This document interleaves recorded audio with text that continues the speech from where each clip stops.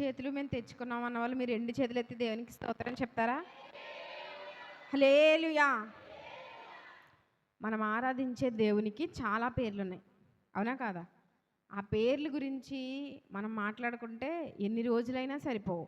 అన్ని లక్షణాలు కలిగిన దేవుణ్ణి, అంత గొప్ప దేవుణ్ణి మనం ఆరాధిస్తూ ఉన్నాం. ఆ పేర్లన్నిటిలో ఒక పేరేంటో తెలుసా? జీవము గల దేవుడు. ఎలాంటి దేవుడు మన దేవుడు? అందరూ చెప్తారా? జీవము గల దేవుడు. జీవము గల దేవుని మనం ఆరాధిస్తున్నామంటే మనం చాలా ఆశీర్వదించబడిన వాళ్ళం. జీవము గల దేవుని ఆరాధిస్తున్నాము అంటే జీవముతో మనం ఉన్నాం కాబట్టి మనం ఆయన ఆరాధించగలుగుతున్నాం. అవునా కాదా? జీవము లేని వారిగా కాకుండా జీవముతో దేవుడు మనల్ని ఈ పునరుద్ధాన దినంలోనికి దేవుడు మనల్ని నడిపించాడు కాబట్టి మనం ఆయన ఎంతైనా ఆరాధించబద్దులమై ఉన్నాం. ఈ లోకాన్ని విడిచి వెళ్ళిపోయిన తర్వాత కూడా మనం ప్రభువుని ఆరాధిస్తాం. కానీ ఇప్పుడున్న ఫేజ్ని బట్టి మనం ఇప్పుడు ప్రభువుని ఆరాధించాలి. అవునా కాదా? వెళ్ళిపోయిన తర్వాత లేదా గతించిపోయిన తర్వాత ఆరాధిద్దామంటే అవుతుందా? అవుతుంది. కానీ ఇప్పటి నుండి మనం దాన్ని అలవాటు చేసుకుంటేనే మనం అప్పుడు చేయగలం. అవునా కాదా? కీర్తనల గ్రంథము 121వ కీర్తన మనందరికీ సుపరిచితమైన కీర్తనే. ఒక వచనం నేను చదువుతాను, ఒక వచనం మీరు చదవండి. ఉత్తర ప్రత్యుత్తర రీతిగా చదువుకుందాం. 121వ కీర్తన. కొండల తట్టు నా కనులెత్తుచున్నాను, నాకు సహాయము ఎక్కడ నుండి వచ్చును?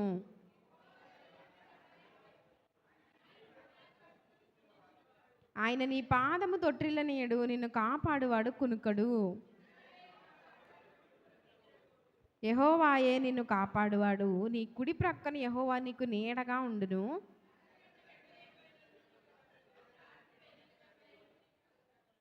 ఏ అపాయమును రాకుండా యెహోవా నిన్ను కాపాడును, ఆయన నీ ప్రాణమును కాపాడును. అందరం చదువుదామా చివరి వచనం? ఇది మొదలుకొని నిరంతరము నీ రాకపోకలయందు యెహోవా నిన్ను కాపాడును. ఆమేన్. ఈ కీర్తన రచించిన వ్యక్తి ఎవరో తెలుసా? ఎవరు? Very good. దావీదు అని మన పూర్వీకులు చెప్పగా, లేదంటే చాలాసార్లు దైవజనులు చెప్పగా మనం విన్నాం. దావీదు not a layman or a common man, but he is a king. సామాన్యమైన వ్యక్తి కాదు, ఆయన రాజు. ఆ రాజే దేవుని యొక్క సహాయాన్ని కోరుకుంటా ఉంటే మనమెంతండి? మన జీవితంలో మనం దేవుని సహాయాన్ని కోరుకోకుండా కొన్ని పనులు చేసేద్దాం అనుకుంటాం, కానీ ఏది అవ్వదు. దేవుని సహాయం, సహవాసం, నిజంగా మనకి దేవునితో సహవాసం కనుక ఉంటే మనం దేవుని సహాయం లేకుండా ఏ పని చెయ్యం. ఆ పనులు కొన్ని అలా ఉండిపోతాయి. ఎందుకు ఈ పనులు ముందుకు వెళ్ళట్లేదా అనుకుంటాం. కానీ కొన్ని సందర్భాల్లో సాతాను కూడా లోకాన్ని మనలో చూపించాలని, లోకపరంగా మనం ఆలోచించాలని చాలా విధాలుగా సాతాను కూడా కొన్ని ప్రయత్నాలు చేస్తూ ఉంటాడు, దేవునికి మనకి ఒక అడ్డుగా ఉండాలని. కానీ మనకి దేవుడిచ్చిన పరిశుద్ధాత్మ దేవుడు ఉన్నాడు కదా, మన ఆదరణకర్త, మనల్ని ఓదార్చే దేవుడు. మనము ఆయనతో సహవాసం చేస్తే కనుక ఆయన మనల్ని డైరెక్ట్ చేయడానికి, లేదా గైడ్ చేయడానికి, లేదా మెంటర్ చేయడానికి ఆయన ఇష్టపడే దేవునిగా ఉన్నాడు. కొన్ని సందర్భాల్లో మనమే చేసేద్దాం అనుకుంటాం, కానీ దేవుని వాక్యం ఏం చెప్తుంది? నీ భారము నీ మీదే మోపుకో అని ఎక్కడైనా ఉందా? నీ భారము యెహోవా మీద మోపుము, ఆయనే నిన్ను ఆదుకొనును. ఆయన కూడా నిన్ను ఆదుకున్నాను ఉందండి ఎవరి బైబిల్లో అయినా? ఆయనే, ఓన్లీ హిమ్ ఎలోన్. ఆయన ఒక్కరు మాత్రమే మనల్ని ఆదుకునే దేవునిగా ఉన్నాడు. మనకి ఎంత గొప్ప దేవుడు దొరికాడంటే నిజంగా కొన్ని సందర్భాల్లో ఆలోచిస్తే లోకస్తులు అసలు ఎలా బ్రతుకుతున్నారా బాబు, అసలు దేవుడు లేకుండా, ఆ కన్సర్న్ లేకుండా, ఆ కంఫర్ట్ లేకుండా. అందుకే చాలామంది కొన్ని భయంకరమైన డెసిషన్స్ కూడా తీసుకుంటున్నారేమో. కానీ దేవుని కలిగిన మనం ఇంకా సజీవుల సంఖ్యలో ఉన్నాం. లోకంలో వచ్చిన వాళ్ళకి వచ్చిన ప్రాబ్లమ్సే మనకి వస్తూ ఉంటాయి కొన్ని సందర్భాల్లో. కానీ వాళ్ళు విత్స్టాండ్ అవ్వలేకపోతున్నారు. మనం ఎందుకు విత్స్టాండ్ అవ్వగలుగుతామంటే అది కేవలము దేవుని మహాకృప, దేవుని వాక్యము, దేవుని ఆదరణ, దేవుని ప్రేమ, దేవుడు మన ఎడల చూపుతున్న ఆయన కృప మాత్రమే. ఒక అబ్బాయి తన తల్లి బర్త్డేకి సర్ప్రైజ్ చేద్దాం అనుకున్నాడంట. అయితే ఆ రోజు నేనే నా తల్లికి ఇష్టమైనవన్నీ వండి పెట్టాలని చెప్పి వంటగదిలోకి వెళ్ళాడండి. ఒక అబ్బాయి అంటే చిన్న అబ్బాయి, ఇంచుమించు అప్పుడప్పుడే స్పృహ తెలుస్తూ ఉంది. అబ్బాయి వాళ్ళ మమ్మీకి ఆమ్లెట్ అంటే ఇష్టం అనమాట. ఆమ్లెట్ దేంతో వేస్తారు? చికెన్తో కదా. ఆమ్లెట్ ఈజ్ సెన్స్ ఎగ్, అంతే కదా, గుడ్డుతో ఆమ్లెట్ వేస్తారు కదా. అది అంతా కలుపుకున్నాడు, వేసాడు ఆమ్లెట్, కానీ తిరగేయడం రావట్లేదు. మళ్ళీ చాలామందికి కూడా ఇప్పటికీ రాదు కదా ఆమ్లెట్ తిరగేయడం రావట్లేదు, కానీ తిరగేయాలి.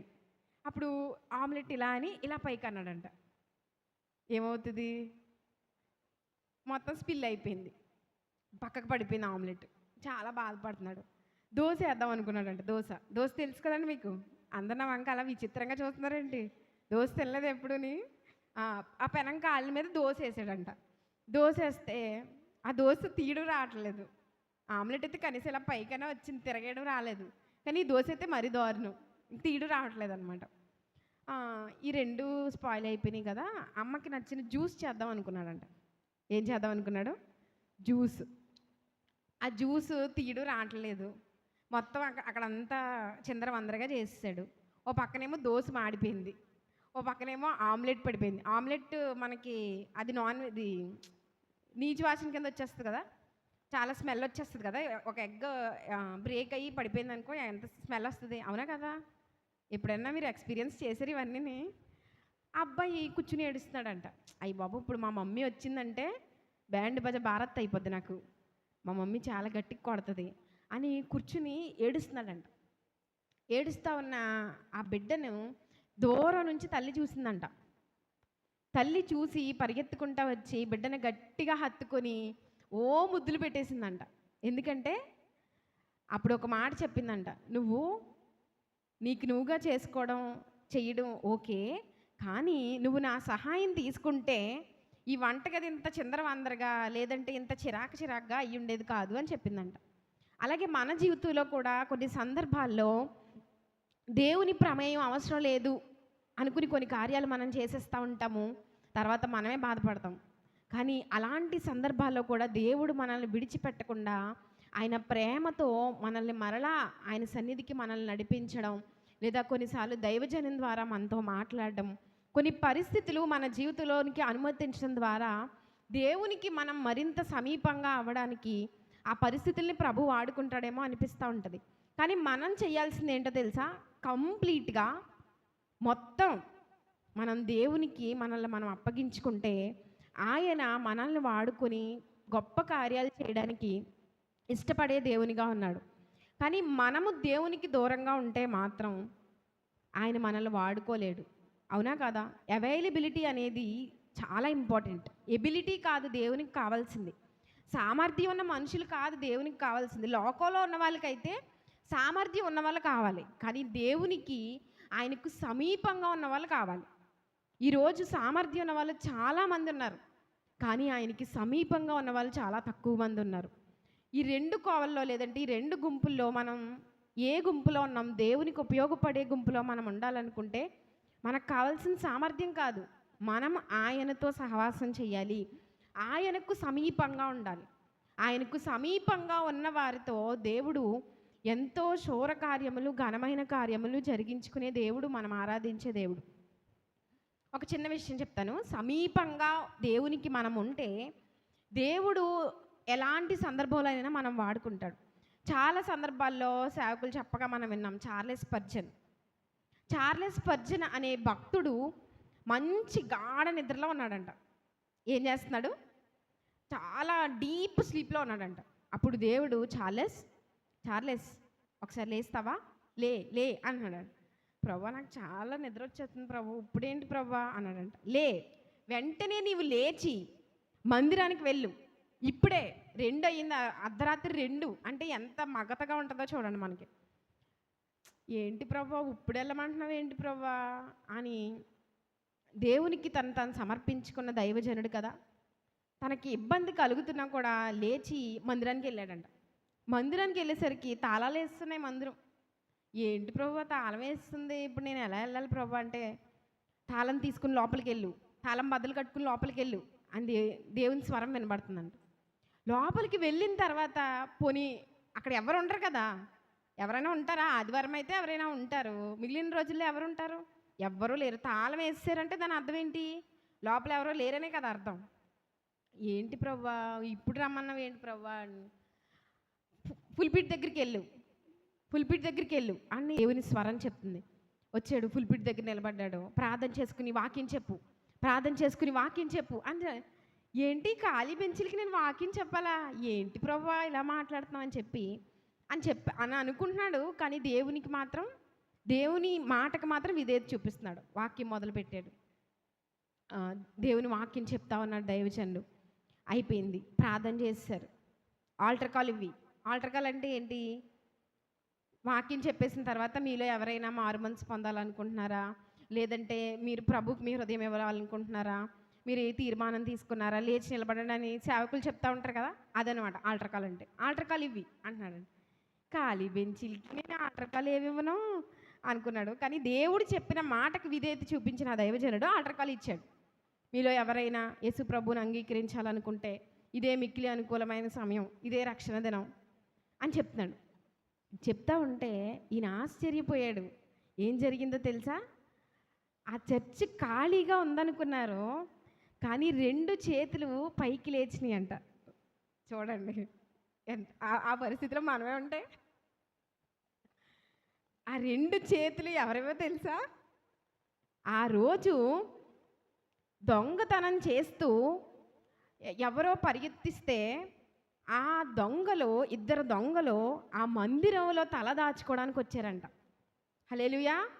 దేవుని వాక్యం విని ఆ రోజు ఆ రాత్రి అర్ధరాత్రి 2 గంటలకి దేవుడు వాళ్ళతో మాట్లాడడం ద్వారా వాళ్ళ యొక్క పాత స్థితిని వాళ్ళు విడిచిపెట్టి ఒక మంచి సమాజానికి ఉపయోగపడే వ్యక్తులుగా మారడానికి ఒక దైవజనుడు చూపించిన సమర్పణ, లేదంటే ఆ వ్యక్తి కనుక సరెండర్ అవ్వకుండా దేవుడు చెప్పిన మాటనే ఏముందలే ఇలాగ చెప్తాడు దేవుడు అని కనుక విడిచిపెట్టేస్తే ఆ రోజు ఆ 2 ఆత్మలు దేవునికి దూరం అయిపోయేవేమో. అలాగే మన జీవితంలో కూడా కొన్ని సందర్భాల్లో దేవుడు చెయ్యమన్న వాటిని మనం చేయలేకపోతున్నామేమో, లేదా దేవునికి సమీపంగా దేవుడు మనకి సామర్థ్యం చాలానే ఇచ్చాడు, కానీ ఆ సామర్థ్యం కొలది మనం పని చేయగలుగుతున్నామా, కంప్లీట్గా మనల్ని మనం దేవునికి సమర్పించుకుంటున్నామా అనే విషయం మనం ఆలోచించుకుంటే తల దించుకునే వారిగా ఉన్నామా, తల ఎత్తుకునే వారిగా ఉన్నామా అనే విషయం ఒక్కసారి ఆలోచించుకుందామా. చాలా సందర్భాల్లో మనం తల దించుకునే వారిగా ఉంటున్నప్పటికీ దేవుడు ఇంకా మన ఆయుష్ను పొడిగిస్తూ ఆయన సన్నిధికి మనల్ని తోడుకుని వచ్చాడు. అందును బట్టి మనం ఆయన ఆరాధించాలి. అర్హత లేని మనల్ని అర్హులుగా, దేవుని రాజ్యానికి అర్హులుగా చేర్చడానికి, చెయ్యడానికి ఆయన ఇష్టపడే దేవుడిగా ఉన్నాడు. కాబట్టి మనం ఆయన ఆరాధించే బద్దులమై ఉన్నాం. ఎక్కడ వారం అక్కడ లేచి నిలబడదామా? మనం ఎక్కడున్నా, ఎలాంటి స్థలంలో ఉన్నా, యేసయ్య మనతో లేకపోతే ఆయన కంఫర్ట్, ఆయన యొక్క ఆదరణ, ఓదార్పు, ఆయన యొక్క సాన్నిహిత్యం, ఫెలోషిప్, దేవునితో ఫెలోషిప్ కనుక మనకి లేకపోతే we may be missing many blessings.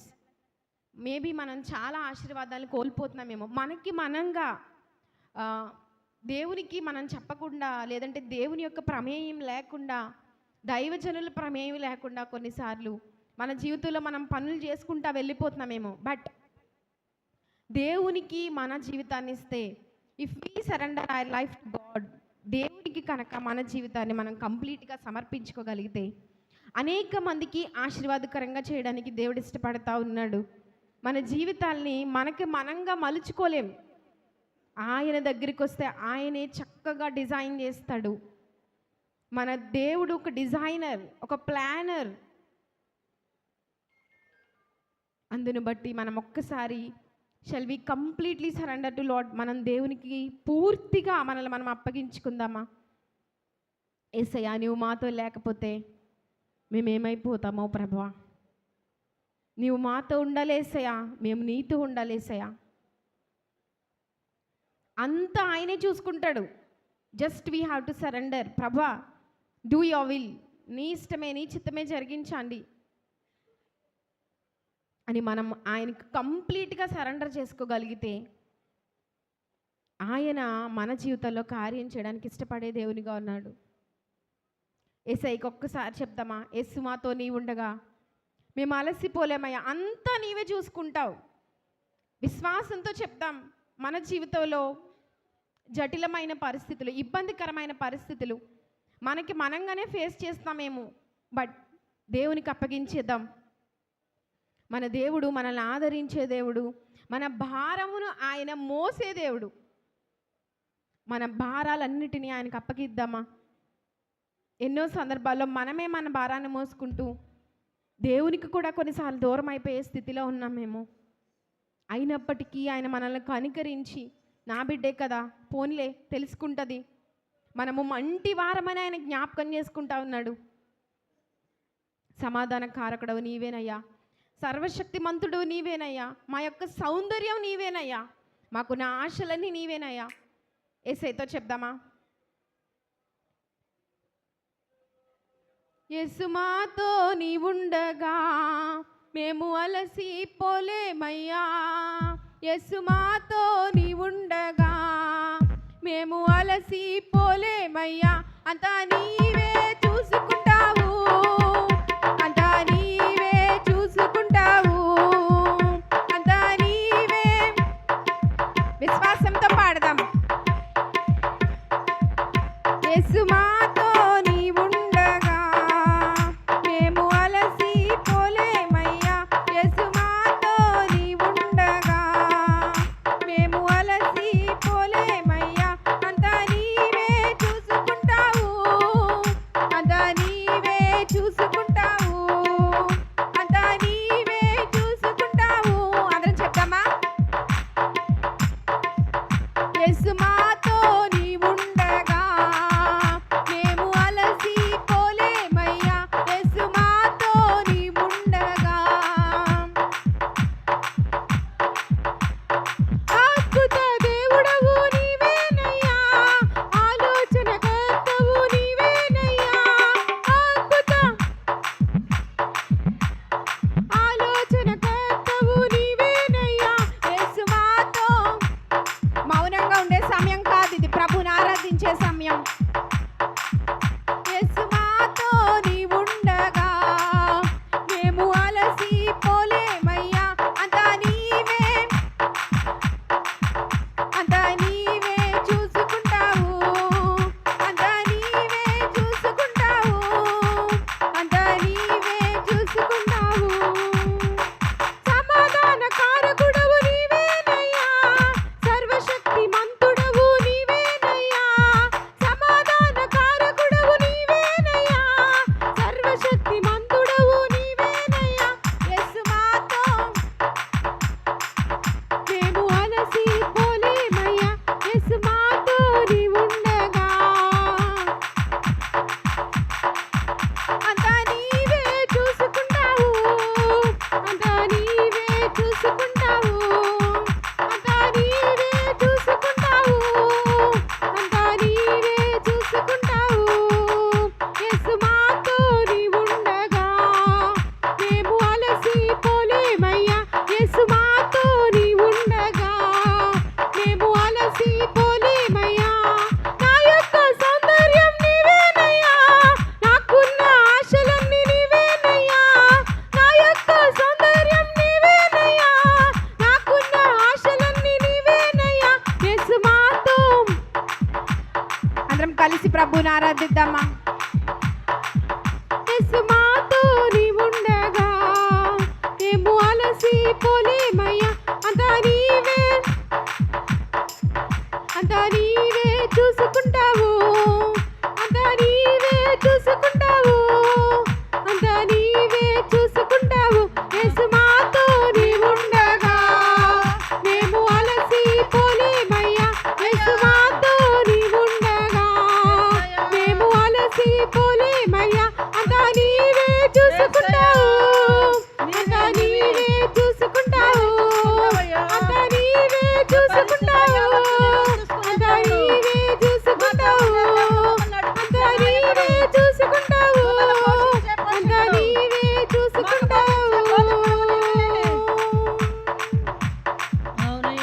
యేసయ్యా, నీవు లేకుండా నేనేం చేయగలను ప్రభువా. యేసయ్యా, ఆకాశం వైపు చూస్తున్నా, నాకు ఆధారం నీవే ప్రభువా. అవును అవునయ్యా. నీవు నాతో ఉండాలి, నేను నీతో ఉండాలి. యేసు నాతో ఉండాలి, నేను యేసుతో ఉండాలి. యేసయ్యా, యేసయ్యా, యేసయ్యా, యేసయ్యా, యేసయ్యా, చప్పట్లు కొట్టు. యేసయ్యా, యేసయ్యా, యేసు లేకుంటే చేయగలను, ఏది చేయలేము. యేసు రాకుంటే ఎక్కడికి వెళ్ళలేమయ్యా. నీవు లేకుంటే చేయగలను, నీవు రాకుంటే ఎక్కడికెళ్ళను. ఆకాశం వైపు చూస్తున్నా, నాకు ఆధారం నీవేనని. ఆకాశం వైపు చూస్తున్నా, నాకు ఆధారం నీవే అని.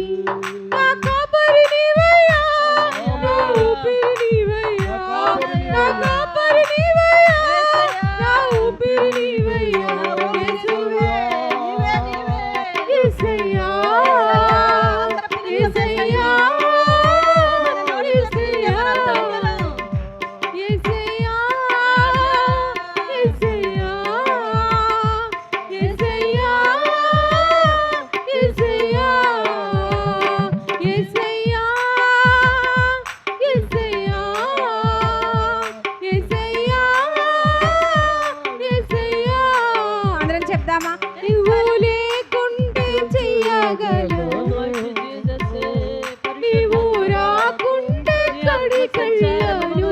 యేసు లేకుంటే చెయ్యగలను, యేసు రాకుంటే ఎక్కడికెళ్ళను. యేసు నాతో ఉండాలి, నేను యేసుతో ఉండాలి. నీవు నాతో ఉండాలి, నేను నీతో ఉండాలి.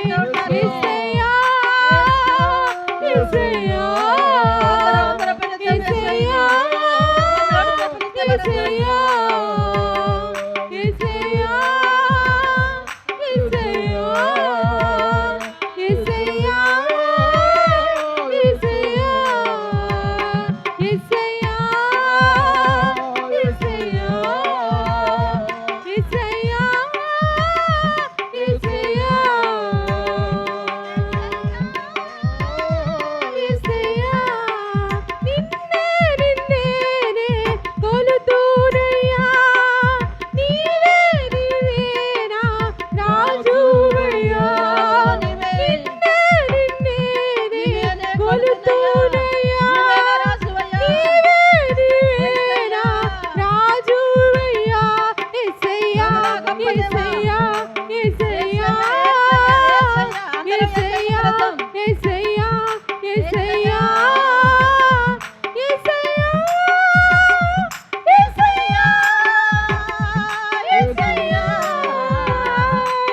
యేసయ్యా,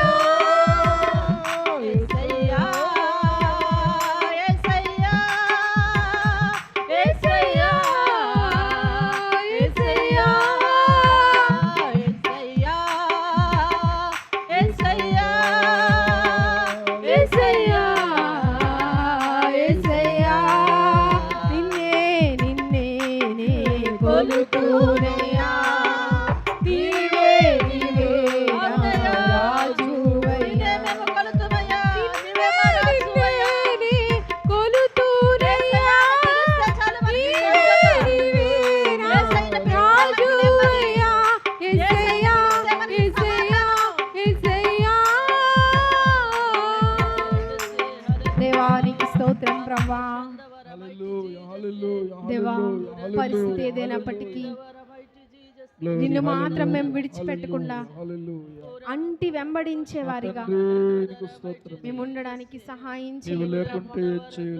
చాలా సందర్భాల్లో మా సొంత ఆలోచనలతోనే మేము జీవిస్తూ ఉన్నప్పటికీ, ఎన్నో ఇబ్బందికర పరిస్థితులు మేము ఎదుర్కొంటున్నప్పటికీ మరలా మమ్మల్ని జ్ఞాపకం చేసుకొని మంటి వారమని మమ్మల్ని జ్ఞాపకం చేసుకొని Yes, Lord. మరలా నీ సన్నిధికి మమ్మల్ని సజీవుల సంఖ్యలో దేవా, తోడుకుని వచ్చిన నీ ప్రేమకై నీకు నీ వందనాలు ప్రేమకై చెల్లించుకుంటున్నాం వందనాలు ప్రభా. తండ్రి, వందనాలయ్యా. అన్నిటికీ ఆధారమైన వాడా నీకే ఆరాధన. మన రెండు చేతులెత్తి దేవునికి చెప్తామా? Yes lord, thank you lord. అన్నిటికీ ఆధారమైన వాడా నీకే ఆరాధన. ఎన్నటికీ మారని మంచివాడా కృతజ్ఞత స్తుతి ప్రార్థన. ఎన్నటికీ మారని మంచివాడా కృతజ్ఞత స్తుతి ప్రార్థన. ఎన్నటికీ మారని మంచివాడా. ఆరాధన ఆరాధన ఆత్మతో ఆరాధన ఆరాధన ఆరాధన కృతజ్ఞత స్తుతి ప్రార్థన. నోటను కపటము లేనివాడా నీకే ఆరాధన. అందరం చెప్తామా? నోటను కపటము లేనివాడా నీకే ఆరాధన. మాటతో మహిమలు చేయువాడా కృతజ్ఞత స్తుతి ప్రార్థన.